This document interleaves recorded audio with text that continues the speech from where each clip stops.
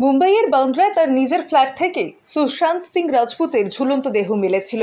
তারপর থেকে সেই বাড়ি তালাবন্ধ অবস্থায় পড়েছিল। দ্য কেরালা স্টোরি খ্যাত অভিনেত্রী আদা শর্মা সেই ফ্ল্যাটে থাকতে শুরু করেছেন। ফ্ল্যাটের এক ভিডিও প্রকাশ্যে এনেছেন অভিনেত্রী। তবে এই ফ্ল্যাটে কি ভূতের ভয় পান তিনি? সেই প্রশ্নই ঘুরপাক খাচ্ছে নেটিজেনদের মনে। সুশান্তের আত্মা কি দেখা মেলে? মুখ খুললেন আদা। প্রায় বছরখানেক হলো সেখানে থাকছেন অভিনেত্রী। কেমন লাগছে আদার? ফ্ল্যাটে পুরো হাল বদলে দিয়েছেন তিনি।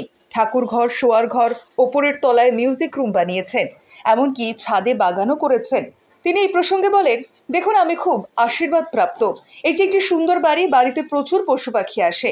আমি পশু পাখি এবং প্রকৃতি খুব পছন্দ করি। আমি মনে করি এটি একটি খুব ইতিবাচক এবং সুন্দর জায়গা। আমি বাড়িতে থেকে খুব ভাগ্যবান। তার ভয় লাগে কিনা জানতে চাইলে পাল্টা প্রশ্ন ছুড়ে আদা বলেন, কেন, ভয় পাওয়া কি উচিত ছিল? তার কথায়, যদি আপনি জীবনে কিছু ভুল না করেন তাহলে ভয় পাওয়ার কোনো কারণই নেই। আপনার যদি কোনো অপরাধ বোধ থাকে বা কোনো ভুল করে থাকেন তাহলে আপনার ভয় পাওয়া উচিত। আমি এটাই বিশ্বাস করি। মুম্বাইয়ের বান্দ্রার মতো জায়গায় কোনো ফ্ল্যাট অকারণে ফাঁকা পড়ে থাকা মানে গৃহমালিকের কাছে তা ভীষণই ক্ষতির। তবে ক্রেতা পেলেও অনেকেই সেই বাড়ি কিনতে চাইছেন না সুশান্তের খবর জানতে পারার পর।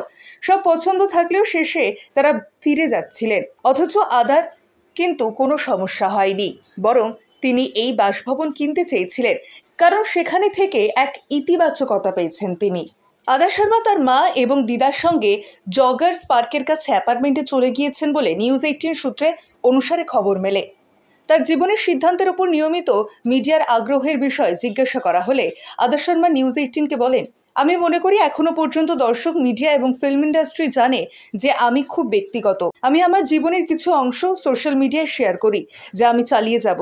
কিন্তু যে অংশ শেয়ার করতে আমি স্বাচ্ছন্দ্য বোধ করি না, আমি সেগুলোর ব্যাপারে প্রবলভাবে সুরক্ষিত। জুন মাসে আদা শর্মা বোম্বে টাইমসে তার অন্যত্র বসবাসের বিষয়টি নিশ্চিত করেছিলেন। তিনি প্রকাশনাকে বলেছিলেন, আমি 4 মাস আগে ফ্ল্যাটে চলে এসেছি, কিন্তু আমি বাস্তার এবং দ্য কেরালা স্টোরির OTT রিলিজ সহ আমার প্রকল্পগুলির প্রচারে ব্যস্ত ছিলাম। আমি মথুরায় হাতির অভয়ারণ্যে কিছু সময় কাটিয়ে যে সময় ছুটি পেয়েছি তারপর এখানে বসতি স্থাপন করেছি। বলিউডের প্রয়াত অভিনেতা সুশান্ত সিং রাজপুত ভক্তদের কাঁদিয়ে 2020 সালে আত্মহত্যার পথ বেছে নেন, যদিও তার মৃত্যুর হত্যার দাবি করেছিল পরিবার। প্রয়াত অভিনেতা থাকতেন বান্দ্রার একটি বিলাসবহুল অ্যাপার্টমেন্টে। স্বপ্নের মতো করে পুরো অ্যাপার্টমেন্টটিকে সাজিয়েছিলেন সুশান্ত, কিন্তু শেষ পর্যন্ত সাজানো গোছানো সেই ভাড়া বাসা থেকে উদ্ধার হয় তার নিথর দেহ। সুশান্তের মৃত্যুর পরে সেখানে ওই অ্যাপার্টমেন্টে নাকি থাকতে চাইতেন না কেউই, বন্ধ পড়েছিল সেটি। যদিও সাম্প্রতিক সময় হঠাৎ অভিনেত্রী আদাকে সেখানে দেখেই ছড়িয়ে পড়ে জল্পনা কল্পনা। এর কয়েক মাস পরই দেখা গেল সেই বাসায় থাকতে শুরু করেন আদা। সোশ্যাল মিডিয়ায় নিজেই সেই ছবি শেয়ার করেন অভিনেত্রী আদা শর্মা। সেখানে থাকা শুরু করলেও কি সত্যি সুশান্তের ঘরটি কিনে নিয়েছিলেন আদা? প্যাপারাজ্জিদের মুখোমুখি হয়ে সেই প্রশ্নের জবাব দিলেন। কেরালা স্টোরি অভিনেত্রী আদা জানান, তিনি ওই বাড়ি নেননি। সুশান্তের মতোই ওই বাড়িতে ভাড়া থাকছেন তিনি।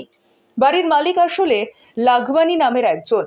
তার কাছ থেকেই বাড়িটি ভাড়া নিয়েছেন আদা।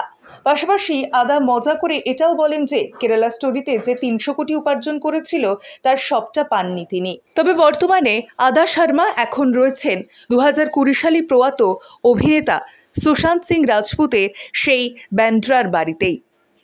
ব্যুরো রিপোর্ট, ইনস্টা খবর।